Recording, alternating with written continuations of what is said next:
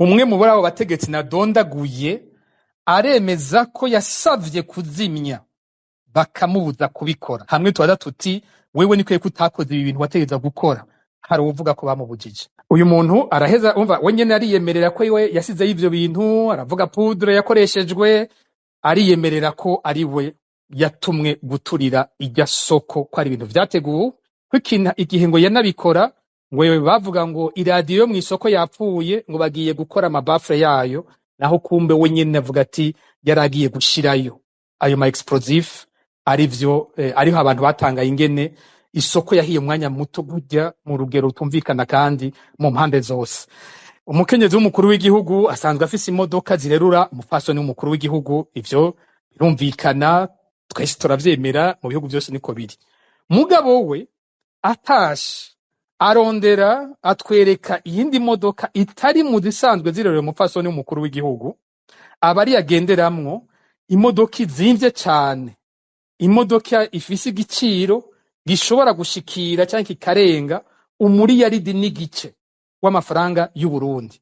Uharuye rero ibi akoresheje mu ngendo gusa, tudaharuye ivy'ingene abaho, ivy'ingene bamukingira, ivy'abamuherekeza n'ibindi, umuntu agafata kwiyunguruza kwiwe gusa bigiye gutwara hafi miliyaridi zine kugashimwa udashobora kuvuga ibintu vy'ubushimwe utumva uti ibi bintu bifasha iki igihugu.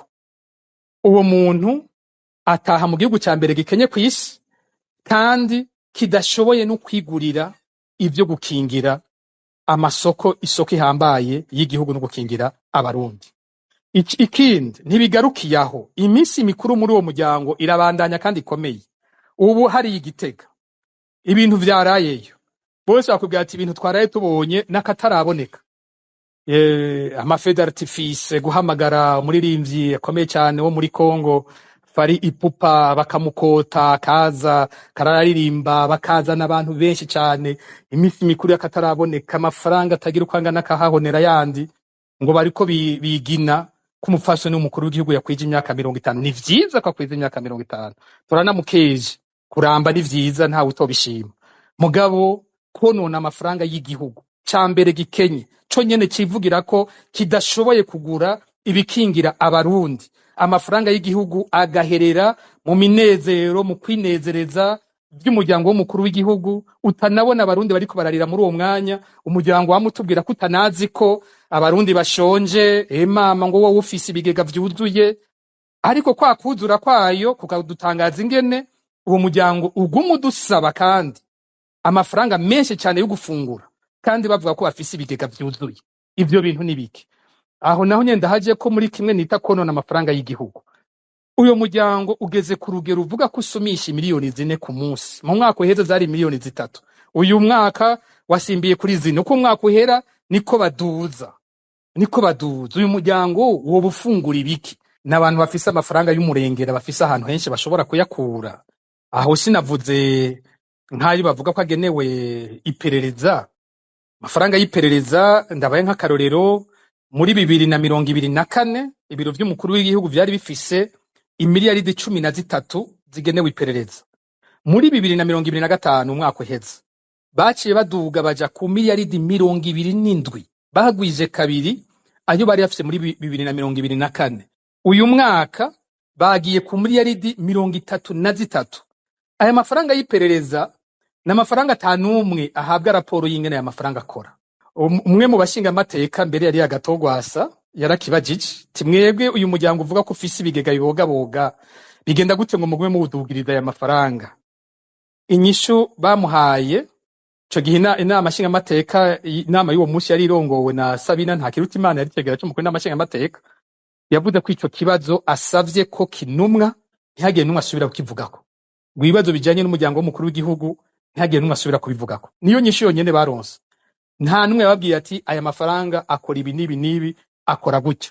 Nahiko ntanga akarorero mu gihugu kibanye cy'u Rwanda nabonye vuba barashize ahabona imishahara yose y'abatwara igihugu, ibyo bandikiwe gufungura. Muri ico gihugu nabonye umukuru w'igihugu wabo bavuga ko bamusumishiriza 600 ku munsi, bavuze ko ari 200, bavuze ko ari miliyoni 6 ku kwezi bica bisigura 200 ku munsi. Dufashe ko amafaranga y'u Rwanda ruca inguva y'u Burundi mu marundi vyoshobora kumbure gushika mu 600 ku munsi canke 500 ku munsi. None ko bose ari abakuru b'ibihugu, umwe asumisha gute miliyoni 4 uwundi agasumisha 600, ni biki biraho hantu? Iwacu bafungura ibiki? Hari ibiki vy'ukuri? Ugiye muri aya mafaranga yo mu biro vy'umukuru w'igihugu ukabona ngo bamuhaye miliyari 17 ziki ngo zukubaka ngo amazu ngo afise akamaro rusangi. Mu mwaka uheze ayo mafaranga arayafise, uyu mwaka arayafise. Ni hehe mwumvise umukuru w'igihugu yagiye kugurura inzu yubatse mu mwaka uheze yo kuneza y'abanyagihugu bose? Iyo nzu mwayibonye heye? Ayo mafaranga acaja heye? Ukabona bamuhaye imiliyari 15 ngo zugushima ibikorwa vyiza, ngo appui aux bonnes initiatives. Nkuru nziza kihari aya mafaranga twarayiyamiriza, ariko zari miliyari 2. Nihenze yavuye ku butegetsi zishobora kwa zari zigeze ku miliyari 3. Ndayishimiye ageze ku miliyari 15. Aya mafaranga ahabwa bande? Abo bantu bafise ama bonne initiative bahabwa aya mafaranga ni bande? Ko atavyo twigera tubona, ko tutigera tubona umukuru w'agenda ahantu ngo avuge ngo muri za miliyari bampaye zo gushimira abantu ndaje mwebwe ndabashimiye kubera ibintu bidasanzwe mukora. Ko atavyo tubona. Hariho ubushimwe bukeya atanga, ubushimwe atanga ku munsi mukuru w'abakozi, hariho n'ubundi bukeya atanga ku munsi mukuru wa independence. Uharuye amafaranga atangwa uwo munsi, sinibaza ko yoshobora gushikana imiliyari 2. Hamwe batubwira ngo yatanze ngo miliyoni 15, uwundi uhawe menshi ngo yahawe 25. Ivyo bintu vyoshikira gute imiliyari 15? Aya mafaranga jahe akora ibiki? Aya mafaranga yononwa muri ivyo bintu ni kubera iki atoje kugura nk'izo kizimyamwoto igihugu gikeneye? Hariho ayandi mafaranga nyene agoye gutahura, amafaranga yo gutembereza ngo urumuri rumurika ibiki, ngo rumuri rumaziki, ngo rumuri rufashika abarundi, ngo rumuri rwazananye. Ukabona umuri ari durenga ngo uzoja gutembereza urumuri rutamurika kandi igihugu kitagira na kizinyamwoto. Ivyo bintu barundi mwe mwumva ivyo bintu ari biki biriko bira mu gihugu cacu? Ukumva ngo azokoresha ngo miliyoni 700 ngo yugusenga. Yego umukuru w'igihugu asenga ni mwiza, turabikunda, yubaha Imana ni vyiza, itubimwankiye. None umuryango w'umukuru w'igihugu ushaka gusenga ni mpaka turinde gutanga amakori yo gusenga kwiwe? Niyogenda ibikorane nibiba ejo nta ca Kristo ndikomana nticariho ntabera aja muri kijya nimba bakeneye kuja gushima niyajayo mu gikorane cyatunganijwe n'abakozi b'Imana hanyuma gataha. Kubera iki turinda konona amafaranga y'igihugu tudafise igihugu gikenye mu bintu bitagira umutwe n'amaguru? Ahandi ukumva ngo imodoka zo mu biro vy'umukuru w'igihugu naraharuye amafaranga bazihaye, usanga ku munsi zinywa imiliyoni 14. Ugasanga ku munsi zikoreshwa amafaranga agenewe ngo reparation, ngo kuzibungabunga, wiharuye kabishira ku munsi imiliyoni 14 z'igitoro ni miliyoni 14 zo gukoresha izo modoka. Izo modoka nimba bafyatura zishasha, wewe uvuga ko abantu bafise imodoka buri munsi bakoresha miliyoni 14 mu kuzikoresha? Ivyo bintu birashoboka? Rero uyu muryango w'umukuru w'igihugu vy'ukuri ibintu urimwo ntituzi ivyo ari vyo. Uyu muryango w'umukuru w'igihugu wibereye mu minezero n'umunsi mukuru, kwinezereza, kwiha ivy'igihugu ko bashatse, igihugu coco kigowe kidashobora no kugura kizinyamwoto. Akana kamaramara. Mwaramutse abandi mwiriwe, kaze muri kino kiganiro mwateguriwe n'ishira hamwe Fokode. Turi kwa 19 mu Kakaro mwaka 2026, imisi 10 irarumanye, isoko ya Ngozi ihiye iratokombera. Mu Burundi si isoko ya mbere ihiye, ariko uko zisha ikiziturira n'amajambo aheza agaherekeza avugwa n'abategetsi biba birimwo igifungu. Mbega none ayo masoko yobasha kubera isanganya canke hari kiyaturira?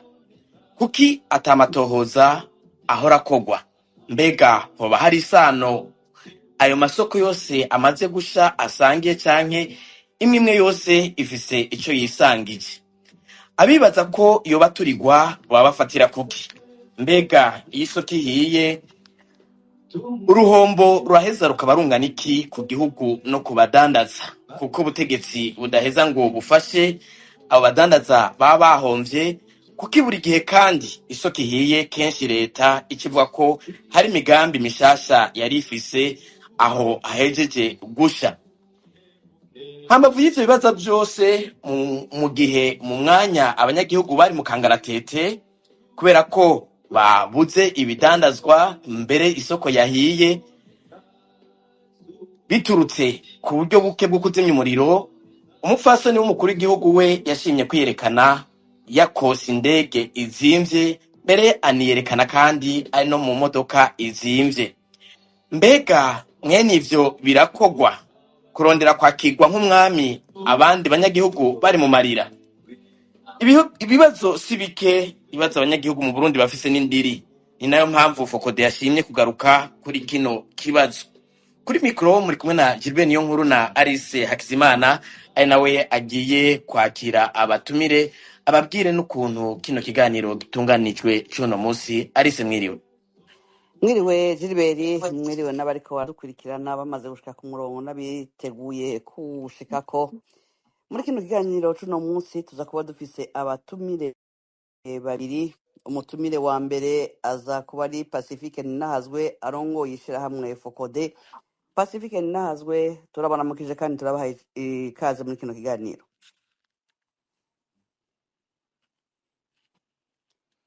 Sinzi ko Kumbone ngira Pacifique ariko mikro aratwumva. yiwe irugaye, sinzi ko nimba ariko arabumva ngira Mwiriwe, mwiriwe. mwiriwe, ubundi sinariko ndabumva. Ndabaramukije nanje kandi ndaramukije bariko barumviriza bose n'abazokumva kino kiganiro. Murakoze kandi kaze mu kiganiro. Umutumire agira kabiri ni Faustin Ndikumana arongoye ishirahamwe Parsem. Ntarashika ku murongo ngira ngo mukanya araduhamvya kugira ngo tuze kubana nawe muri kino kiganiro. Kino kiganiro rero co kimwe n'ibindi dusanzwe dutunganya muri Fokode kiza kuba gifise ibice bitatu. Muri iyi saha ya mbere bana batumire baca hirya no hino ibijanye n'aya masoko asha bikaba kamizwe n'ingoma. Baratubwira icyo bavyibaza ko amakuru yo mwibanga bafise, ika mbere bace n'irya nino amajambo aherutse kuvugwa n'abategetsi inyuma y'ishe ry'isoko rya Ngozi, aho abanyagihugu basabwa kurondera ubwirinzi ngwanyamuriro. Mu gice ca kabiri ca kino kiganiro ni ka karyo keza ku bariko baradukurikirana ko kubaza ibibazo canke nabo nyene baterere ku makuru baba bafise kuri ibi bijanye n'amasoko agumasha. Mu kurangiza naco gice ca gatatu abatumire baza gusubira guhabwa ijambo kugira ngo batange impanuro ku cokorwa kugira ngo umunyagihugu ntabandanye gutakaza utwiwe leta irorera canke imushinyaguriza ariyo yarijejwe kumukingira. Kino kiganiro muri ko muragikurikira ikibiriraho ku mihora ngurukana bumenyi X na Facebook vya Fokode. Mugenzi wacu Floribert Nisabwe akaba ari mu buhinga bw'ivyuma kugira ngo amajwi abashikire. Ikiganiro gihagarikiwe na mugenzi wacu Gordiano Niyungeko. Gilbert, ngira ngo turashobora gutangura kwinjira mu kiganiro nyezina. Murakoze Alice, barakoze bamaze gushika ku murongo. Reka nkuko mumaze kwivuga tumumenyesha bariko batwumviza yuko mu kanya Faustin Ndikumana aza kuduhamvya, niwe mutumire agira kabiri, yatubwiye ko acererwa gato.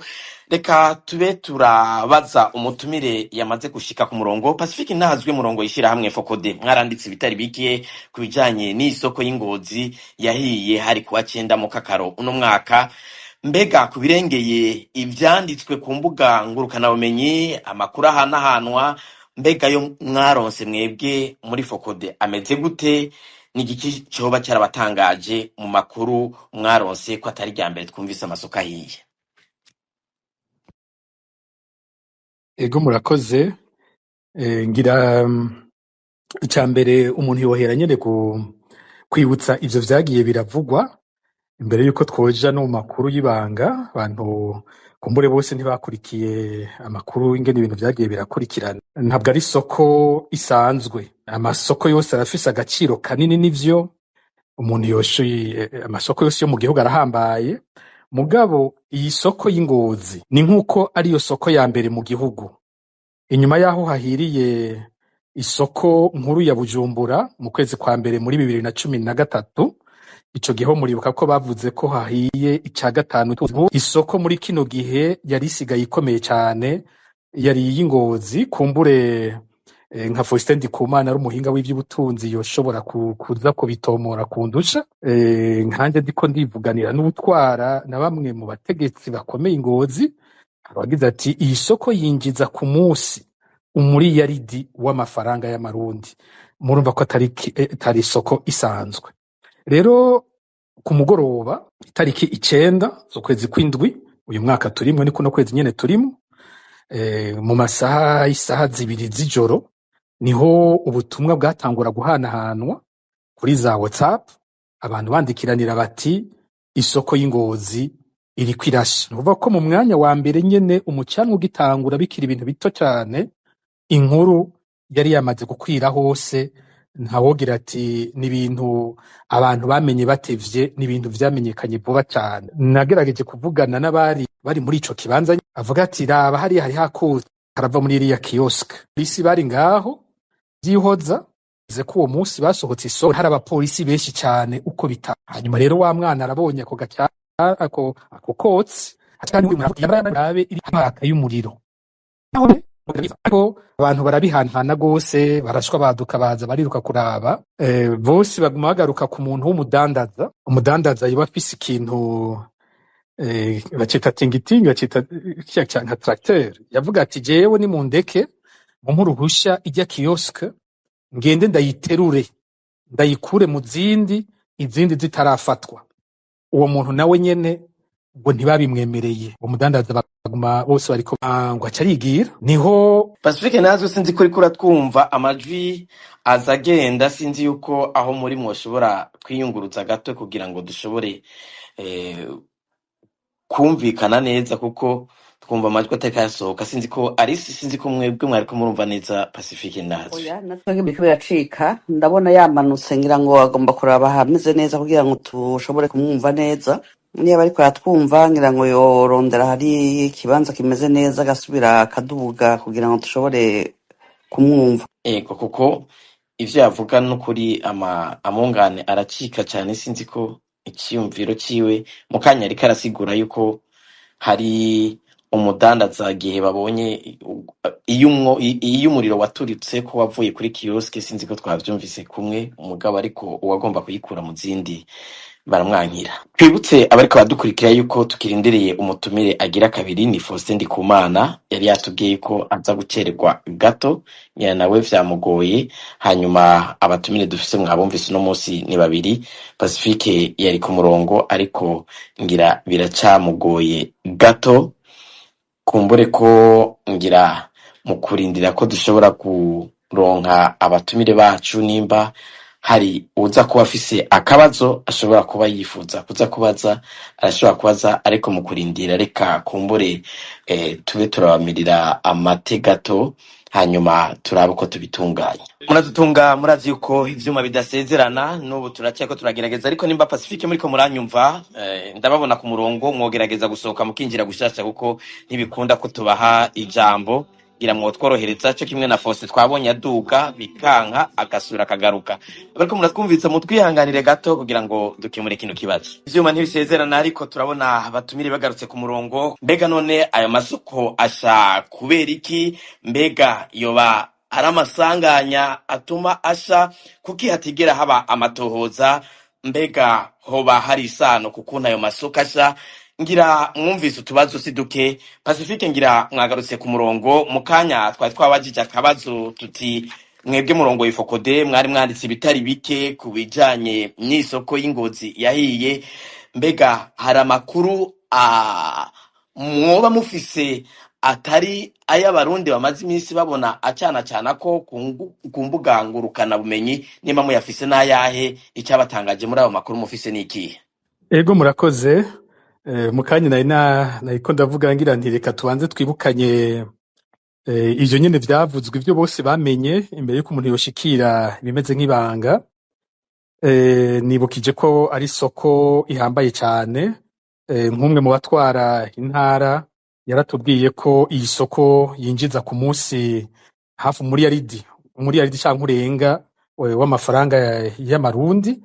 Iri soko rigafatwa ko inyuma yaho isoko nkuru ya Bujumbura ihiriye muri 2013 ari ryo soko rya mbere rihambaye mu Burundi, bita bivugwa ko ari ryo soko ryategerezwa kuba rinakingiwe ngira mu buryo bukomeye mu masoko yose yo mu Burundi. Tugerageje kwibukanya rero ivyavuzwe kuri uwo mugoroba w'itariki 9 z'ukwezi kw'indwi muri 2026, nuko hafi mu saha zibiri z'ijoro hariho ababonye akotsi kariko kava muri kioske imwe mu zigize iyo soko ya Ngozi. Mbere uwa mbere bavuga ati uwa mbere yibonye ari n'umwana, araheza arabwira abapolisi bari ngaho. Uwo mugoroba abapolisi ngo bari na benshi cane, abantu bava mu isoko babona igipolisi kihari ku rugero kitahorako. Hanyuma arabereka abapolisi ngo baravyihoza. Mu nyuma noneho mu canwa urubeya ruraboneka, hari uwundi muntu abwira ati nimurabe muri iriya kioske hariko harava y'umucanwa, ariko naho nyene bamera nk'abihoza gushikaho umucanwa wa mwinshi muri iyo kioske. Maze kuba mwinshi abantu barahamagarana, baraza, niho twese twaca tubona dutanguye kubihabwa kuri za WhatsApp, abantu bandikiranira bati isoko ya Ngozi irahiye. Haciye nk'iminota nka 30 ngo haraje ikimodoka kijya kizimya, benshi bacita kizimya mwoto. Kino kimodoka kikaba ngo ari kimodoka gishaje cyane, ngo bigorana ko kiva naho kiri. Ihigo kirashobora gushika muri cya kibanza, kihageze ngo kiba gifise amazi make cyane. Hanyuma bazana ujya muri ingoti, hageze ko borungika amazi muri ya kioske bakabona ntibishoboka ngo kushika nayo ayo mazi. Ca kimodoka kiva ngaho mu nyuma kiragenda, ngo ntibigeze basubira kukibona. Abantu batubwiye ko bakibonye bwari bukeye, bavuze ko bahuriye mu nzira babona ca kimodoka kiriko kigendera ku mapine abiri y'inyuma, bakireruye bagitwaye ari kimodoka nyene kidakora. Aho umuntu agatanguza kucagira ikibazo ca mbere, ingene isoko ya mbere y'igihugu yoba yari ikingiwe na kizimyamwoto idakora yaheze. Baravuga yuko haciye amasaha hahavuye haza iyindi kizimyamwoto yo iboneka ko ari nshasha, ngo yoba yajiva Ikobero hariya Imuyinga. Iyo iraza nayigira ikibazo cy'uko yari ifise amazi make, iragerageza kuzimya birayinanira, igenda kurondera iyivoma, kandi ngo hatari hafi. Iragenda nirasubira nagaruka, naho nyene birayinanira, ngo basubiye kuyibona bukeye mu gatondo. Ibintu bisa n'ivyamaze kurangira, maze ko bavuga ko bishika 80% y'ivyari mu isoko vyose ko vyahiye. Ikindi novuga gitangaje cagiye kiravugwa, gisa n'ibigenda biboneka ku masoko menshi cyane cyane makuru iyo hageze kwasha, nuko usanga ibikoresho nyene bikenewe bitaba bihari. Nkaho Ngozi uretse ko hari kizimyamwoto yaheze, baravuga kandi ko hariho ikindi kimodoka ya camion citerne y'igisirikare ihora ikoreshwa mu kuvoma amazi. Uwo munsi nayo nyene ntiyari ihari, bavuga ko iyo modoka yari Bujumbura. Aha rero niho hama hacabaho kabaza ka mbere igituma ibintu nk'ivyo bishika ku masoko ahambaye, ibikoresho vyofashije biba bitari hafi. Ikindi kintu gikomeye umuntu yibaza ni ingene iyi soko yahiye ijoro ryose, mugabo hakabura umutegetsi n'umwe afata ingingo zihuta zari zikenewe. Batubwira ko musitanteri wa Ngozi watari yaraye Ngozi iryo joro, baratubwira ko buramatari wa Butanyerera ariho yari yanahashitsewe, baratubwira ko umva buramatari kumbure vya vyose yarabimenyesheje abo hejuru yiwe. Hanyuma hariho umushikiranganje w'intwaro hagati mu gihugu ajejwe n'igipolisi, nukuvuga ari wajejwe n'igipolisi kizimya, uyu General Leonidas Ndaruzaniye niwe yateza gufata ingingo, agategeka ahari bene ivyo bikamyo vyose ahashoboka bikanyaruka bikaza kuzimya. Ahantu biri ni hake usanga vyotwara amasaha arenga 2 kugira ngo bishike bije gufasha kuzimya. Ni kubera iki izo ngingo zitafashwe? Uwo mushikiranganje yateza kuza gusigurira abarundi impamvu izo ngingo atazifashe zo kurungika ahari za kizimyamwoto zikaza gufasha kuzimya muri iryo joro. Hariho urongoye leta y'u Burundi Nestor Ntawontuye, nawe ategeza ko ariko arabikurikirana bene ivyo. Ni gute iryo joro atangingo ziboneka yafashe zo gukingira isoko ya mbere mu gihugu? Hariho kandi umukuru w'igihugu agaba inzego zose z'u Burundi, yaba ivyo vy'amakamyo y'igisirikare, yaba ahantu hose bishoboka, yashobora gufata ingingo mu mwanya muto cyane agatabara ngaho Ngozi. Ni kubera iki izo ngingo zitafashwe muri iryo joro. Ivyo nivyo abategetsi bategerezwa kwishura. Umuntu aciye agira ko araba ingene abategetsi bigenjeje.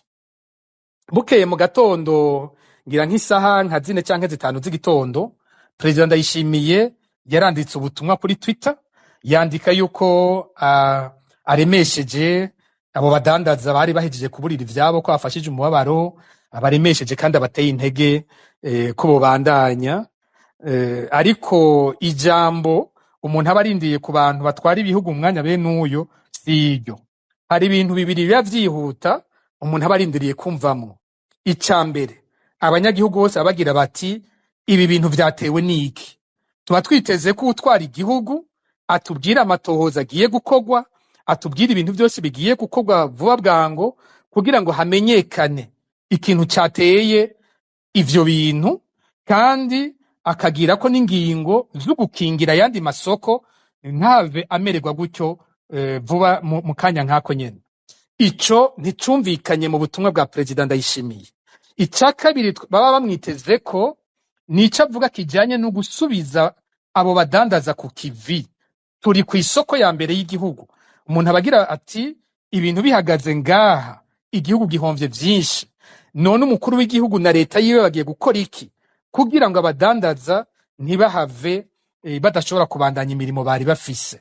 Hariho kuraba ko za assurance abazirimwo zigiye kunyarutsa kubafasha kugira ngo babandanye ikivi. Hariho kandi gufasha abandi usanga batari muri za assurance, canke nabo bari muri assurance ugasanga assurance ntifata ivyabaye, bagaheza bakabafasha nabo bakavyuka ntibace bagirirana. Ivyo byose ntivyumvikana mu majambo y'umukuru w'igihugu. Nta nukuvuga ngo ahashike ngo abirabe. Ndibuka yuko muri 2013 igihe isoko nkuru ya Bujumburisha, President Nkurunziza yari mu nama y'abakuru b'ibihugu ya Addis Abeba muri Ethiopia. Ubwo nyene yaciye ahagarika urugendo aranyarukira Bujumbura, araza kuraba ibibaye, naho nawe nyene atangingo zihumuriza twamubonanye. Ariko we yaragize ati reka nje kuraba, aragira icavuze. Uwundi nta nukuhashika, yivugiye gusa ngo araremesheje ababuzi vyabo. Iyo ngendo iratangaje. Uwugira kabiri mu gihugu, umukuru w'inama nshinga amateka yitwa ko ari we yovugiye abarundi bamutoye ngo abaserukire, arahageze atanguye kutubwira ngo ivy'Imana ngo ico n'ikiguzi c'amakosa yabo badandaza. Hatswe kuvuga nka Edward Nduwimana muri 2013 avuga ko ari ubugombe bw'Imana kugira turonke isoko nziza, n'ubundi amajambo yiwe yatera yegerezaho, ariko acaravyunyura wewe amakosa ayashira ku bari bahejeje kubura ivyabo bitakingiwe, avuga ko aribo bategerezwa kuba baraguze za kizimyamwoto. Mbega vyobaye ari ivyo hoho? Ni kubera iki iyo leta itari yarahimirije abadandaza ngo bazigure nimba aribo botegereje kuzigura, imaze kubona ibishikira amasoko narirya ngaha turi ku isoko rya mbere ry'igihugu? Aha murumva ko haguma hariho ibintu vyinshi bitangaje. Umuntu akibutsa ko hariho n'umudandaza yahaguye, abandi baja mu bitaro kubera ihahamuka. Muti rero muriko murambaza muti hoba hariho nk'amakuru y'ibanga. Amakuru y'ibanga menshi ntusanga yoroshe kuvuga, ariko ndagerageza kuyacako nk'uvuga y'ibanga nyene. Kimwe nagerageje kuvugana n'abadandaza, abadandaza b'Ingozi, navuganye n'abatari bake, ndababaza uko bakira ivyo bintu, abanyagihugu uko bakira ivyo bintu. Nta perereza mfise riruta iry'umukuru w'igihugu, nta perereza mfise riruta irya leta. Bogenda bakumviriza ivyumviro biri mu banyagihugu b'Ingozi uyu mwanya. Bose bavuga bati isoko yacu yaraturiwe. Ntibanagarukira ngaho, bo bagira ko bavyegeka ku mutegetsi wo hejuru cyane ntaza kuvuga, ariko barayimushira ko ati niwe dutuririye isoko yacu. Bavuga uko uwo nivyo bibarimwo. Muri gihe rero atana amatohoza kogwa, bizogorana kubibakuramwo hatabaye amatohoza, bikaguma bimeze uko bino bintu biguma bikurikirana. Ikindi kintu novuga cibanga numvise, kubera uwakimpaye ntari bumuvuge, kandi n'umutegetsi nawe nyene yagize ati umwe mu bari abo bategetsi nadondaguye aremeza ko yasavye kuzimya bakamubuza kubikora. Sinza kuvuga hano hantu, sinza kuhatomora, muze kumbabarira iyo ndiko ndavuga hari aho ngira aho ngarukirije tuba turiko tuvuga ku bibazo bitoroshe, ariko je ndavyemeje ko hariho wanyibwiriye umutegetsi muri aba bateza gufata ingingo yivugira ko bamubujije kuzimya. Hamwe tubaza tuti wewe nikwiye ko utakoze ibi bintu wategeza gukora, hari uvuga ko bamubujije. Ntawe mvuze uwo ari we, ariko mubona dondaguye abujijwe nande rimwe. Pacifique nahazwe kumure ko abariko baratwumva. Hano hantu murumva ko hari ahantu umuntu agerayo ariko aravuga ugasanga arageguje. Muri bajya navuze urumva ntamuvuze sinovuga uwamubujije, ariko muri bajya navuze kandi mu bakomeye hariho umutwara yabajije aramwankira kuzimya. Niko nabihawe, kandi nabihawe bivuye ku uwo mutegetsi wenyene. Muze kumbabarira uyu munsi kuri ico sinzi kurenzaho, ariko ku bwanje bihurirana n'ivyo biri mu mutima w'abanyagihugu bagira bati isoko yacu yaraturiwe, bikaca biza no ku bibazo twese dufise, ingene haba ibintu bene ibi ntihagira amatohoza akogwa. Nta numwe yoshobora kumva ico kintu, nta muntu numwe yoba atwara igihugu hagasha isoko ya mbere y'igihugu we ntavuge ko akora amatohoza. Ivyo bintu nta numwe yopfa bitahuye abisizemwo ubwenge. Navuze ko muri 2013 baretse kuduha amatohoza meza, ariko baranayavuze bobo barashiraho n'umugwi, kumbure ndashobora kuza kubigarukako, ariko ubu nta n'umugwi, nta nukubivuga, nta na kimwe, nibisanzwe, nta nukuja kuraba hahiye, birijanye. Aha hantu kuri twese hariho kabaza. Ubajije abanyengozi kwaba duti none kubera iki babaturira isoko, ni kubera iki ataje kubazimiriza, mwebwe ariko abahora iki? Bavuga gute bo? Bavuga ko isoko ya Ngozi iri mu vyanyuma nkuru nziza yabasigiye, ngo umukuru w'igihugu ariho ariko agerageza gukuraho. Uko niyo majambo bo bakoresha. Baravuga ivyo nkuru nziza yari yarabemereye bijanye n'iryo soko, baravuga kandi muravyibuka benshi nko mu myaka ya nyuma ya nkuru nziza, isoko y'Ingozi bari basigaye bayita ko ari ukuji Dubai. Bavuga bati nukuji Dubai, amasoko yose yo mu gihugu yari asigaye aja kurangurira Ingozi. Aho abandi baja mu Buganda, aho abandi baje Dubai, baja mu Bushinwa, abantu bose bari basigaye batumbera Ingozi hageze kurangura. Bavuga ko ariho amasezerano akomeye bari bahawe na nkuru nziza, bakavuga iyindi migambi nyene yari abafitiye. Ubu rero bavuga bati uhari uyu munsi ashaka gufuta ivyo vyose, akagomba ko avyimurira nawe Igitega. Niko bavuga. Samatohoza nakoze mvuge ngo ndavyemeje, ndiko mvuga amajambo y'abadandaza b'Ingozi. Ivyo nivyo bibava nk'uyu munsi. Navuze ntabatwara ni bafite iperereza kundusha, nibagende babibaze. Ikindi kintu cyabatangaje nuko namaze kukivuga umengo nagicishijemwo, sinagishimitse ko cyane nakivuze ubwa mbere, nuko muri ya majambo gihe umukuru w'inama nshinga mateka bagendeye inyuma, musitanteri wa komine Ngozi yarafashe ijambo avuga ngo hari ikintu bari bibagiye kugenda bababwiye. Aca babwira ko hariho umugwi ugiye kuva i Bujumbura uje kwiga ivy'iryo soko, maze rizoshe ryubakwa mu mezi 6. Abadandaza ngo bahatswe kumusimbirako, bavyiyamiririza rimwe bose bati ivyo bintu mutubwira vy'amezi 6 ntavyo dukeneye, nta n'imigwi y'ukuza kutwubakira dukeneye, ahubwo twebwe turavyikorera vyose, naho twahiye, naho ivyacu vyahiye, turafise yandi mastoke twabitse turabizana, hanyuma isoko itisubira gukora ubunyene. Kubera iki bavuze gutyo?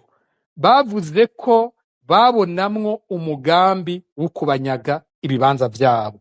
Bagira bati hari abo bo hejuru bakeneye kuca biha ivyo bibanza, bivuze ngo hubatswe hazimbe, ntawuzi ingene vyose vyogenze, ariko babona ko umugambi nyamukuru hari ari kubanyaga ibibanza vyabo. Ari niyo mpamvu bagumukanye mu kitanere. Abamwegereye inyuma bo bavuga bati turiko turamubaza twarabona ko agowe, yishura ngo ibintu biragoye, ngo niko yabishura, nta bindi birebire yavuga. Vyaboneka ko musitantera aremerewe, hari amategeko ariko araronka yuko atarakwiye kwemerera abo badandaza gusubira kuja muri iyo soko bakavyikorera. Ariko ubu ngo babigejeje kure, abo twavuganye bavuga bati kuwa kabiri canke kuwa gatatu isoko turasubira kurikoresha ukuri kwami.